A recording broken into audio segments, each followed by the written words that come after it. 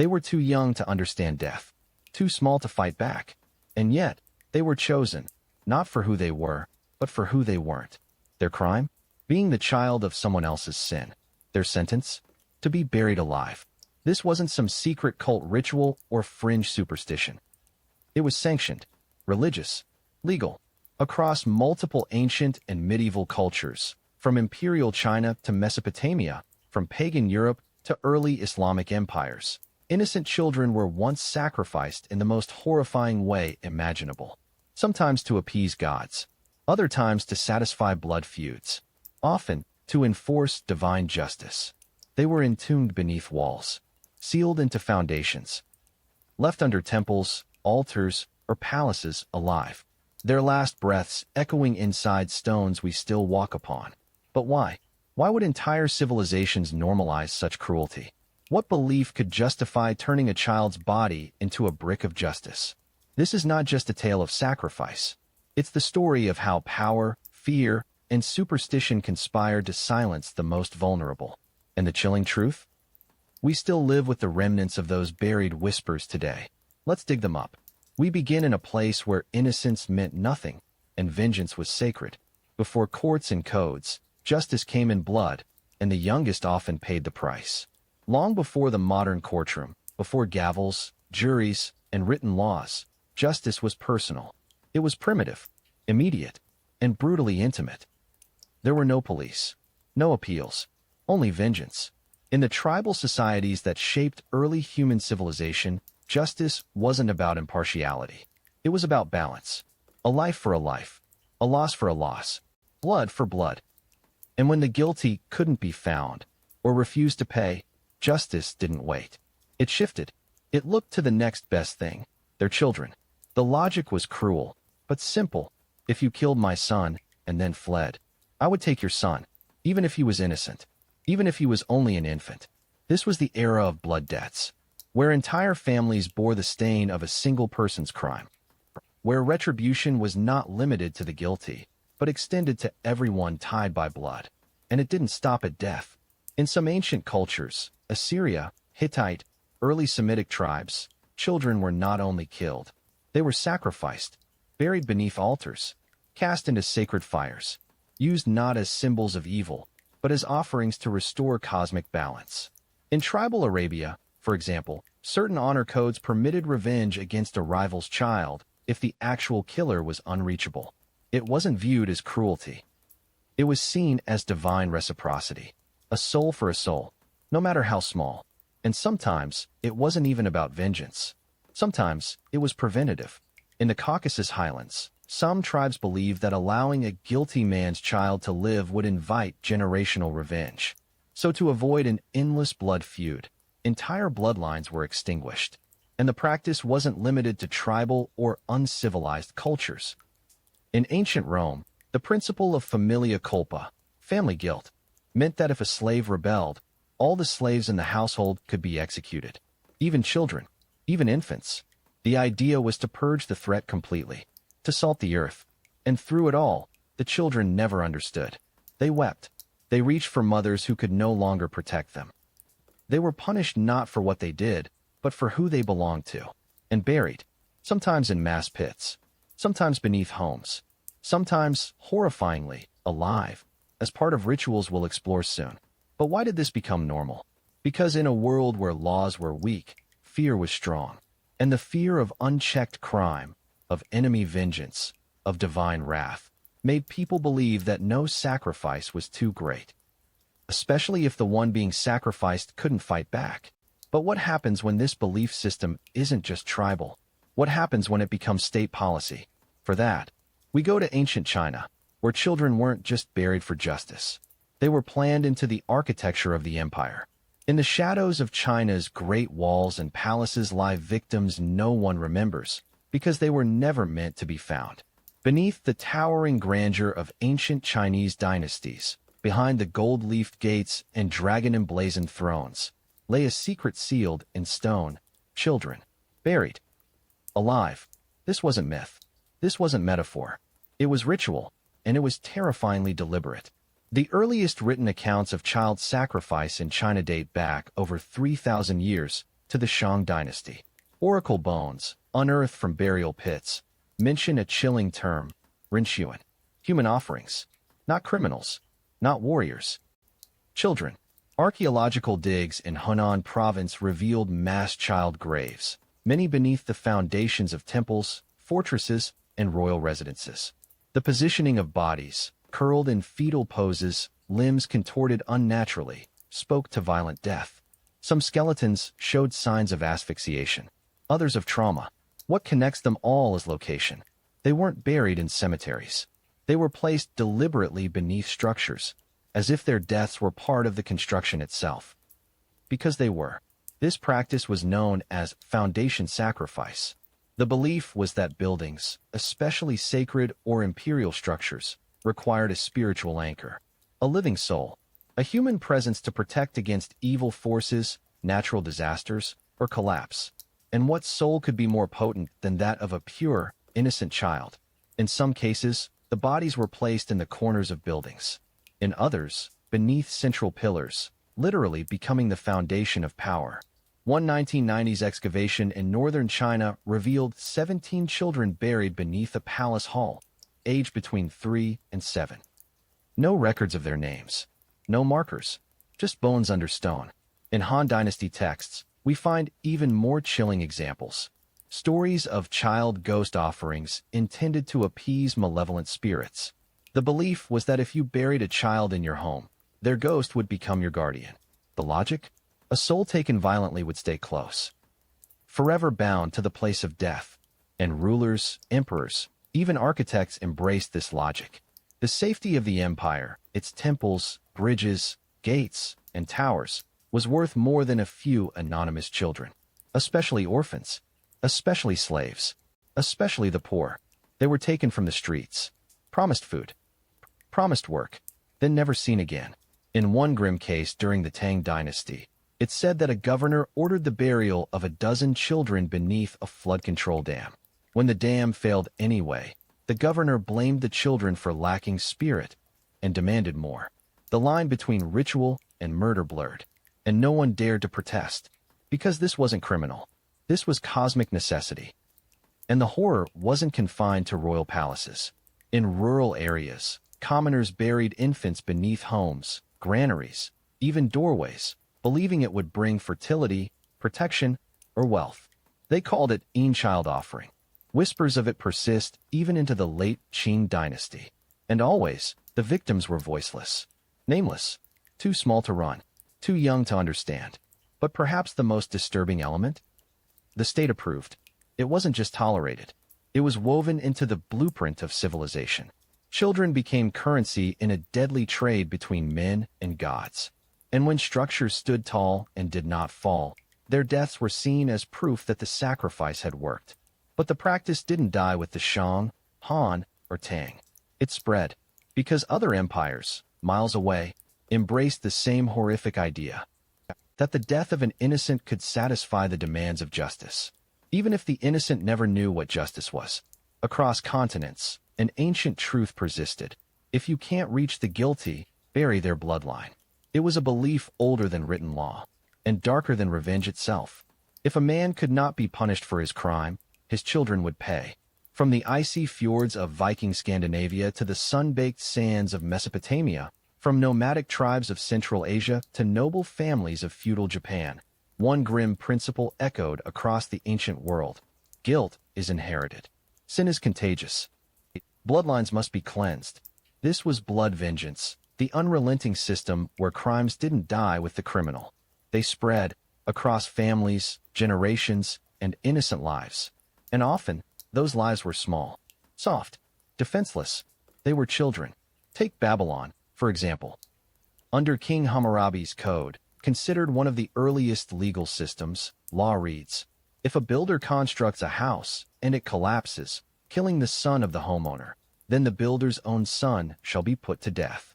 Not the builder, his son. Justice was not personal. It was symbolic, balanced not through guilt, but through equivalence. Even more chilling was the Assyrian legal code, where property disputes and slander could result in mutilation, not of the perpetrator, but of his offspring. The logic? If you attack my legacy, I will destroy yours. And these were not isolated laws. They were widely followed, normalized. Across ancient Persia, the powerful concept of phasad, cosmic disorder, could be cleansed by exterminating the family of a traitor, their wives, their sons, even newborns. This was seen as a mercy to society, a way to excise rot before it spread. And in ancient Israel, the Old Testament offers its own glimpse into inherited punishment. In Exodus 20 verse 5, visiting the iniquity of the fathers upon the children unto the third and fourth generation. It wasn't metaphorical. Whole families were stoned, burned, or erased because of a father's sin. The idea was spiritual contagion. That sin ran through veins. That evil could lie dormant in a child and bloom in adulthood. So it was safer to destroy them before that happened. Even as late as the Ming Dynasty in China, a political enemy of the emperor could be sentenced under the 9 familial exterminations. One man's treason led to the execution of his parents, his children, his siblings, his nieces and nephews, his cousins, his in-laws, and often, the wives of male relatives' babies were buried alive with their mothers. Boys as young as 5 were strangled or sealed into earthen graves. The crime wasn't theirs. It never was. But they carried the blood of the guilty. And that was enough. In feudal Japan, similar practices were used against ronin, masterless samurai, or failed rebels. Their children were not just hunted, they were shamed, their family names erased from history. The goal was extinction, not of a man, of a legacy. And the same pattern repeated in pre-colonial Africa, Mesoamerica, Ottoman Anatolia. The method varied, but the belief was universal.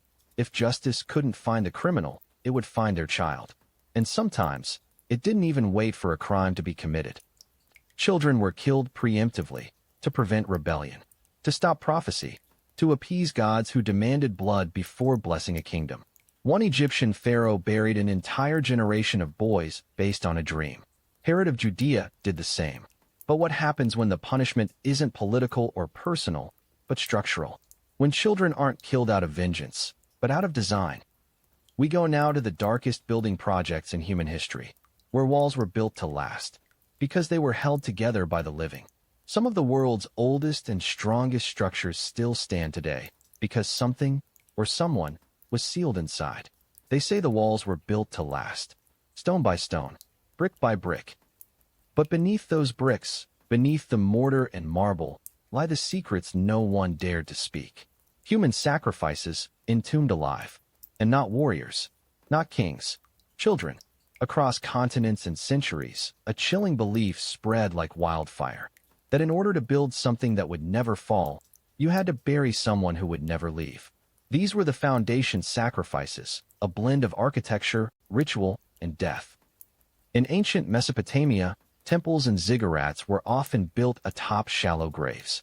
Infant bones have been found carefully arranged beneath central columns, often in fetal position. Their tiny skulls rested beneath stones that weighed thousands of pounds. Scholars now believe these children were not buried posthumously. They were placed alive, their deaths woven into the building's creation. In Greece, myths hinted at this horror, stories of princes sealed in walls to secure blessings from the gods. The tale of Iphigenia, sacrificed for favorable winds before the Trojan War, is one of many echoes. But in Eastern Europe, the legends became documented fact. Take the legend of Master Man-Ol, a Romanian folktale with disturbing historical roots. A master builder constructs a monastery, but every time he finishes, the walls collapse. A voice tells him, to make it stand, you must entomb something living. So, he buries his own wife in the wall, and the monastery stands. This tale is mirrored in dozens of Balkan stories. And recent archaeological digs in the region revealed what appears to be entombed skeletons, sealed within medieval stonework. Sometimes, the victims were criminals. Sometimes, slaves. But often, too often, they were children, chosen for their perceived purity. In Albanian and Serbian folklore, they speak of Zidane Zivig, building in the living. A tradition where the body of a child was walled in to bring strength to castles or bridges. In Japan, the practice of Hido Bashira, human pillar, endured into the 16th century. It was believed that large-scale construction, especially of bridges or dams, required a living sacrifice. Chronicles describe children, often orphans, blindfolded and buried upright in wet cement or soil, their heads bowed beneath stone pillars. One such legend involves the Matsue Castle. During its construction, a young girl named Okiku was sealed alive beneath the tower. Locals still claim to hear her cries when storms approach. And in Cambodia, it's whispered that the foundations of Angkor Wat demanded the blood of innocents. Stone guardians placed above entryways depict children with closed eyes. Some archaeologists now wonder if they weren't symbolic, but memorials. What united all these cultures was the belief that a building was alive, and like any living thing, it needed a soul offered freely or taken by force. And once buried, that soul remained. It would protect the structure, punish intruders, ward off collapse. A child's terror was considered the most potent spiritual energy. Their confusion, their helplessness, their purity, all made them ideal vessels for anchoring a monument to the earth.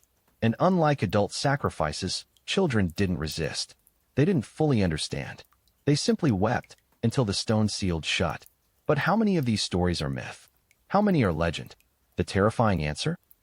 Too many have been confirmed.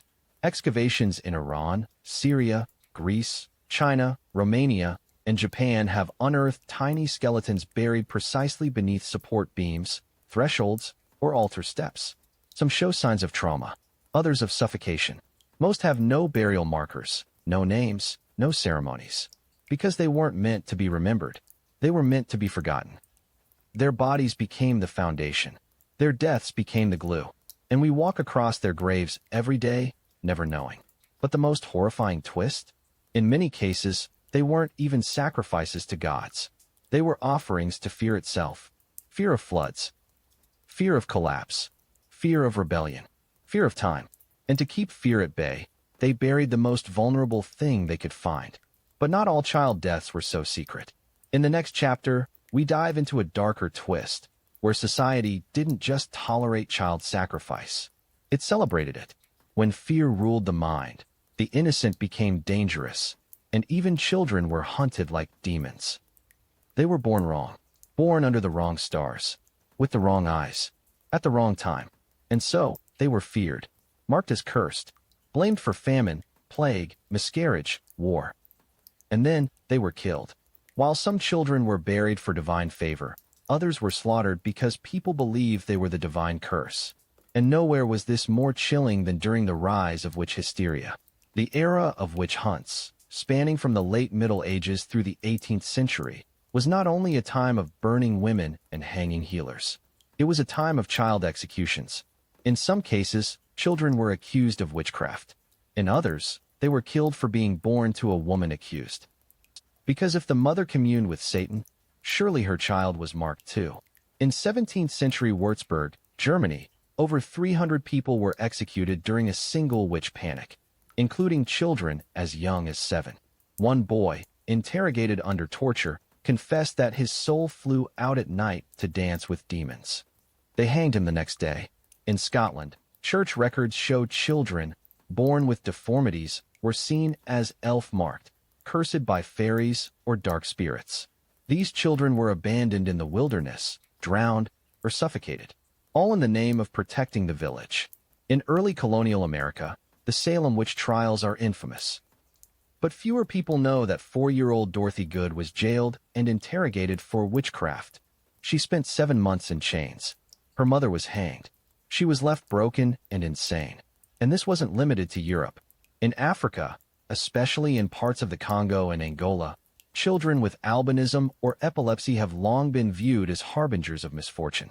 Even today, some are murdered or buried alive because it's believed their spirits bring death, drought, or ruin. In India, Churel, myths describe female spirits that steal the souls of children. To prevent this, certain communities once sacrificed infants during eclipses, believing the act would banish evil from their homes. In South America, the Inca Empire practiced capacocha, a child sacrifice ritual intended to please the gods after earthquakes or royal deaths.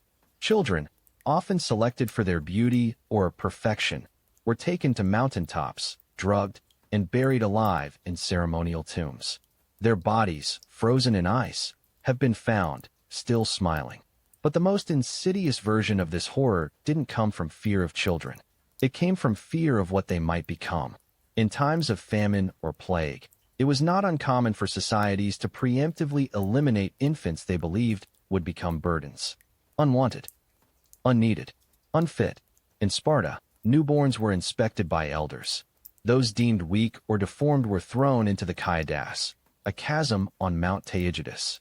In ancient Rome, unwanted babies, especially girls, were abandoned at crossroads. Many were taken by traffickers. Some were simply left to die. Infanticide wasn't just tolerated, it was embedded in law. It wasn't considered murder. It was considered family planning. And if a child survived a mother accused of sin, sorcery, or defiance, they still weren't safe.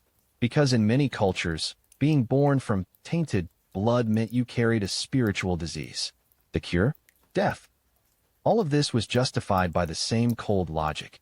Children are not individuals. They are extensions of sin, of fear, of disorder.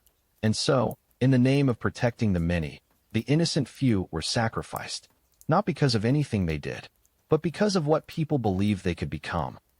And what happens when belief is twisted into dogma? When the church itself begins prescribing child death as holy. That's what we uncover next. When the church was both judge and executioner, even children weren't safe from divine justice. The cross once meant salvation, but in the darkest corners of history, it became a weapon, a justification, a trigger for murder, especially when wielded against the smallest, quietest victims. Because when faith demands blood, no one is exempt, not even children. During the height of medieval Christendom, the line between spiritual purity and social terror collapsed. The church's grip on justice extended beyond the pulpit, into the courts, the villages, and the execution grounds. And wherever sin was seen, punishment followed, even when the sin was never committed. One of the most disturbing legacies of this era was the concept of original sin, the belief that all humans, even newborns, were born stained by the fall of Adam. Unbaptized infants who died were believed to be denied heaven. They were cast into limbo, a place of sorrow without torment. But that wasn't the end of the cruelty. In some regions of Europe, desperate parents sought to save their children from limbo through extreme acts. One such practice was known as the baptism by earth. It involved burying a living child in consecrated ground, believing that if the child died on holy soil, God might forgive their soul. Clergy did not officially condone this, but in the shadows, it persisted. In parts of Bavaria and the Alps, folk rituals mixed Christian belief with pagan superstition. Midwives whispered that if a child was stillborn or sickly, burying them beneath a church's foundation, or even inside its walls, would sanctify their soul. And so, mothers buried their own children alive, believing it was an act of mercy. The lines between grief and theology blurred, and the church often turned a blind eye, because elsewhere, it was the church itself directing the deaths. The medieval blood libel myths accused Jews of murdering Christian children in secret rituals. These lies sparked brutal pogroms, and in many cases, entire Jewish communities were wiped out, based solely on the disappearance of a Christian child. But in truth, some of these children had been killed by their own communities, then framed to ignite persecution. The case of William of Norwich, in 1144, is infamous. A 12-year-old boy was found dead, and Jews were blamed. They were tortured, executed, and exiled. But later evidence suggested his own family may have killed him, either accidentally or ritually. Why? To create a martyr. The cult of child saints, young boys and girls allegedly killed by heretics or enemies of Christ, began to grow. Shrines were built. Pilgrimages began. The children were called holy innocents. Some of them had names. Others were anonymous skeletons, found and declared sacred. But behind this devotion was a horror. Many of these children had been killed intentionally by those hoping to provoke violence or simply win divine favor. And then there was Ex Surge Domini, a papal bull from Pope Leo X, which labeled certain humanist ideas as heresy. Among the condemned was the belief that burning heretics, including their children, was wrong. The implication was clear: if the family is infected with false belief, remove it completely. This was not the faith of healing. It was the faith of fire. Inquisitors were empowered to interrogate children, execute them, or use them as tools against parents. In the Spanish Inquisition, children were sometimes tortured to confess their family's heresies. A trembling 8-year-old's words could condemn a household. And when the flames rose in the plaza, they didn't discriminate by age. There are recorded burnings in Valencia and Toledo where entire families, infants included, were marched to the pyre. Because the logic was theological. If God demanded purity, then every impure soul, even one wrapped in swaddling cloth, had to burn. The church's silence wasn't passive. It was complicity, and in some cases, it was leadership. Because when heaven is your courtroom and sin is hereditary, even a child becomes a legitimate target. But faith isn't the only mask horror wears. Sometimes it's not religion, but storytelling. And the darkest crimes against children were hidden behind myths. Beautiful myths. Heroic myths. That concealed a trail of tiny graves. Not every child was buried to appease a god. Some were buried to protect a story. The walls stood tall. The altars glowed with gold. The stories passed down, noble, beautiful, heroic. But beneath the stone, something else remained. The bones of children. Because when history is written by the victors, and the victors need their legacy to shine, the darkest truths are buried, literally. In every great civilization, there are stories of miracles, sacrifices, martyred heroes. But peel back the layers, and many of these stories hide something far more sinister: sanitized murder. Consider the city of Jericho, its legendary walls said to have crumbled at the sound of sacred trumpets. But archaeological digs reveal another truth. Infant skeletons found buried beneath thresholds and gates. Possibly foundation sacrifices, masked later by tales of divine triumph. The Mycenaeans, the great ancestors of Greek civilization, told of kings and gods. But graves beneath palatial floors suggest a ritual of child burial long before their epics were sung. And what about the Romans? The myth of Romulus and Remus, twin boys raised by a she-wolf, founders of Rome. But the true story behind the myth may stem from ritual infanticide, where twins were often seen as a curse. In ancient Rome, infants with deformities or signs of bad omens were quietly exposed on hillsides. Some were taken in, most were not. The city's founding myth softened the horror, gave it a divine spin. It wasn't murder. It was destiny. In Ireland, the fairy tales are filled with changelings, spirits that replace real babies. The belief led to tragic outcomes. Children with autism, disabilities, or simply strange behavior were deemed not human, and often they were burned, abandoned, or buried alive to bring back the real child. But folklore didn't record these deaths as crimes. They became enchantments. Wicked tales of the Fae. In Egypt, the boy king Tutankhamun was buried with 2 tiny coffins. Inside them, mummified fetuses, believed to be his stillborn children or siblings. Why were they buried in such regal fashion? Some believe they were ritual sacrifices meant to accompany him into the afterlife. Their stories were never written. Only his was. And across South America, myths of golden gods and sun temples still circulate. But beneath the plazas of the Moche, Inca, and Maya lie mass child graves. Some are arranged in lines. Some were drugged before burial. Some still clutch ceremonial objects in their tiny hands. Their deaths weren't told as tragedies. They were celebrations of honor. Because when a civilization kills a child for ritual purposes, it rarely writes that truth down plainly. Instead, it tells a story of protection, of peace, of tradition, and over time, those stories harden into myth, and the graves beneath them go undisturbed. Sometimes, they're even revered. In Vietnam, small household altars still honor ghost children, spirits believed to bring luck.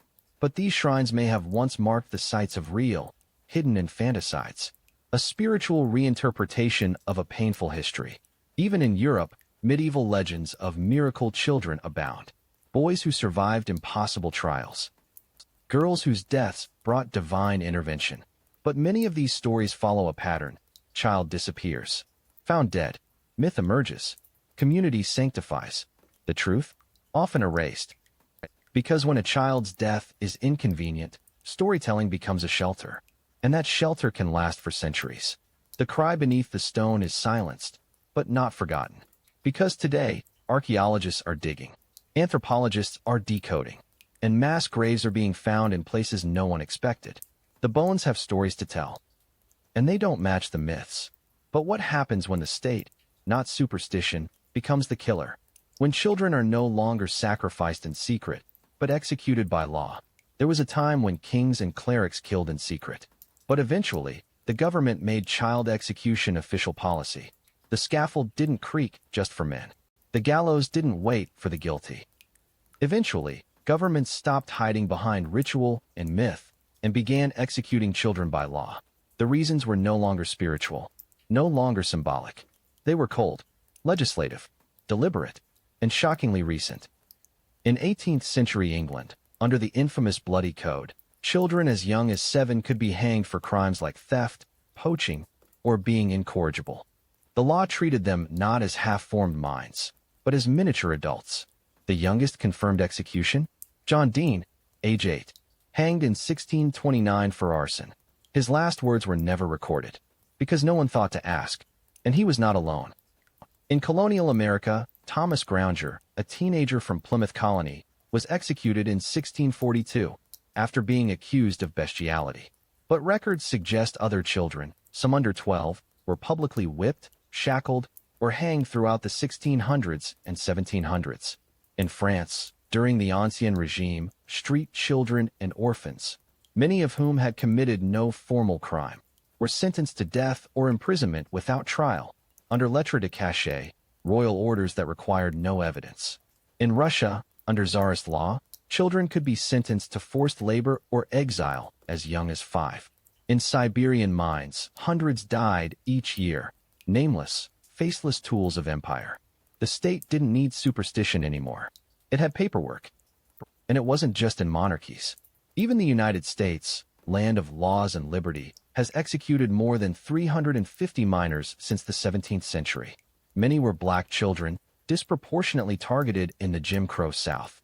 One of the most harrowing cases, George Stinney Jr., executed in 1944 in South Carolina. Age, 14. Crime, allegedly killing 2 white girls. Trial length, 2 hours. Jury, all white. Defense, non-existent. He was so small, they had to stack books beneath him so the electrodes would reach his head. The switch was flipped. His body convulsed. In 2014, he was officially exonerated, but he was already dead. This wasn't justice. It was lynching by law, and in many countries, it's still legal. As of the 21st century, Iran, Saudi Arabia, and North Korea have all executed juvenile offenders, sometimes publicly, sometimes without informing the families. In 2019, Amnesty International confirmed that 2 boys in Iran, ages 17 and 15, were beaten for days, forced to confess, and hanged. Their crime? Participating in a protest. The horror is not in our past. It's present tense. Even in countries where the death penalty for children has been outlawed, the remnants remain. Children in U.S. prisons are still sentenced to life without parole, sometimes at age 13. Sometimes for nonviolent crimes. This is not sacrifice for gods, not ritualistic foundation murder.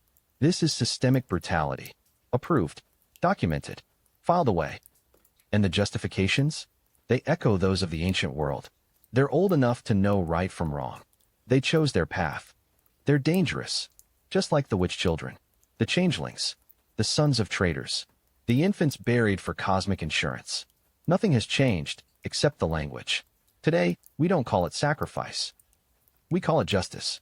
And in the name of justice, we've buried the futures of thousands. But the earth remembers. And slowly, it's giving up its secrets. Because in recent decades, archaeologists have been digging. And what they've found beneath sacred sites, schools, and homes is unspeakable. We are not done with this story. We're only now uncovering it. The earth never forgets, and it's starting to tell the stories history tried to bury. For centuries, the crimes lay hidden, silent beneath temples, beneath churches, beneath schools. But then came the shovels, and the truth began to scream. Across the globe, from remote villages to modern cities, archaeologists are uncovering mass child graves, evidence of horrors long denied, disguised, or erased. And the most disturbing part? Many were never supposed to be found. Take Canada, 2021. At the Kamloops Indian Residential School in British Columbia, researchers discovered 215 unmarked graves, all children. Most were indigenous. Most died in captivity, many under suspicious circumstances. No death certificates, no funeral rites, just tiny bodies buried beneath the soil of a church-run institution. And that was only the beginning. Since then, over 1,300 additional graves have been found across other former residential school sites. The children had been taken from their families to be civilized. What happened behind those walls was abuse, starvation, and sometimes murder. And the world had no idea. Until the earth gave them back. In Ireland, 2017, a local historian investigating the Bon Secours mother and baby home in Tuam made a horrifying discovery. A septic tank filled with child remains. 796 dead infants, buried without records between 1925 and 1961. Most died of unknown causes. These were the children of unwed mothers, cast aside as shameful secrets. And so the church buried them not in cemeteries, but in the sewer. In Peru, excavations at the site of a Chimas sacrifice in Huanchaquito revealed over 140 children, all killed in a single ritual around 1450 AD. Their chests had been slashed open, likely to remove their hearts. Alongside them, 200 baby llamas, killed the same way. Evidence suggests the children had been carefully selected, dressed in fine garments, and marched to their deaths to stop floods caused by El Niño. This wasn't crime. It was state-sanctioned sacrifice. And in Israel, Carthage, and parts of the Levant, urns filled with infant ashes have been uncovered near ancient temples. For decades, scholars debated, were these remains from stillbirths and cremations, or victims of ritual infanticide? Recent forensic studies suggest the latter. Clean cuts on rib bones, signs of burning while still alive. The phrase used in Phoenician texts? Moke, an offering, a trade between man and God. And let's not forget Turkey. At the site of Catalhoyuk, one of the world's oldest human settlements, 7,000 BCE, dozens of infant skeletons were found buried beneath house floors, often beneath the sleeping quarters. Were they loved? Were they buried as part of family rites? Or were they the price of protection? That's the question that haunts modern archaeologists. Because these discoveries are not anomalies. They are part of a pattern, a global, historical pattern of children's lives being used to sanctify, to purify, to terrify. And even now, in the 21st century, excavations continue to rewrite official history. At schools, at churches, at government sites, places where children were supposed to be safe. Instead, they became sacrifices. And for each skeleton unearthed, there are dozens more that haven't been touched. Entire landscapes still whispering, still hiding what lies below. Because no matter how deep it's buried, truth rises. And what it reveals is this. Our greatest civilizations were not just built with bricks. They were built with bodies. Some willing, most not. And always, someone else wrote the story. But what happens when we stop digging? When we stop confronting the bones beneath? We risk burying more than the past. We risk repeating it. And that brings us to the final question. What does this history say about us? The graves are ancient, but the cruelty isn't. The impulse to sacrifice the innocent never really died. It just changed its form. The story ends where it began, with innocent children, silent and buried beneath power they never chose. Only now, we know, they weren't just victims of the past. They're mirrors of our present. Because if history teaches anything, it's this. Societies always justify the sacrifice of the vulnerable. Sometimes with gods, sometimes with justice, sometimes with silence. The ancient world used religion. They said death was holy, that a child beneath a stone made buildings stand, that a soul sealed in earth could ward off evil. Today, we don't build temples on infant graves. We build systems, policies, laws, and those systems still crush children, just differently. Look at modern warfare. Schools bombed, refugee camps turned to ash, children labeled as collateral damage. Governments issue statements. Regret is expressed, but the machinery moves on, because power has always seen the young as expendable. Look at child labor. Across Africa, Asia, and Latin America, millions of children mine cobalt for our phones, harvest cocoa for our sweets, sew fabrics for our fashion. Their hands blister, their lungs blacken, their names are never known. But the products they make? They're called ethical, fair, clean. We've simply replaced sacrifice with supply chains. Look at the prison system, at education inequality, at poverty that traps children before they ever get a chance to grow. Is it sacrifice?